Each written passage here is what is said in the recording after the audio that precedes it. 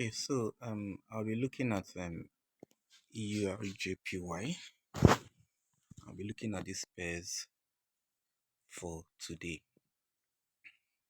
so that with this we should now make our informed decision on what to actually look out for and what to trade.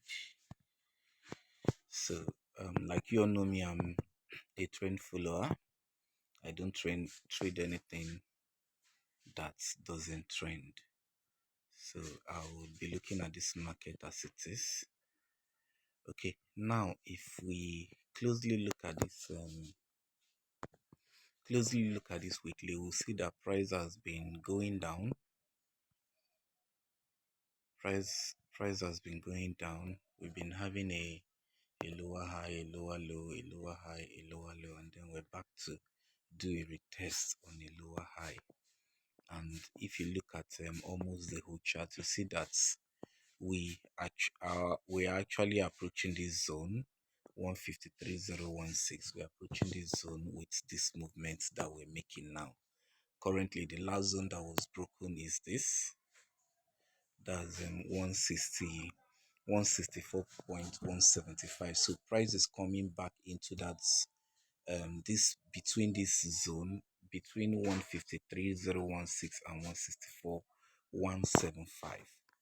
So the idea is this: now the price is already into this particular place, if price should break this 153.016 and closes below it, then automatically we should be selling. But if it goes back up and breaks this one, then the buying continues. But this is not what I am actually looking for. I am trying to look at if this thing is trending or not, so that it will help me to make those decisions I want to make. Now I'll look at it closely this way. I will just draw my first touch and the second touch and see what the third touch is already giving me. So if you look at it, you see that it has made the first touch, it has made the second touch, it's currently on the third touch, and we have a flip zone somewhere here.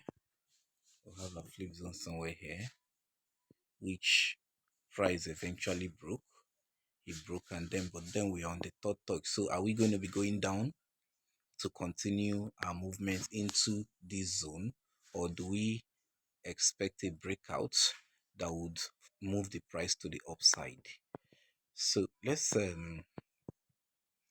look at this very well. Let me use the 4 hours time frame to explain this further. So if you look at this very well, you see we have this has been taken out. The flip zone has been taken out. Here is our first touch, here is our second touch, which broke out, and then we are back to the third touch. You get me? So, and if you look closely at this movement, you see that we've been doing a higher high, a higher low, a higher high, a higher low, a higher high, a higher low, a higher high. We are back to do a retest. So what I would now be looking out for is this. I'll mark out this zone, which is on 158.992. I'll mark out this zone, and remember, this was the zone that was broken out from 161.165. So I'll be working with this particular zone. If price takes out this zone and closes below it, then possibly I'll be selling. I'll just look for a sell and start selling.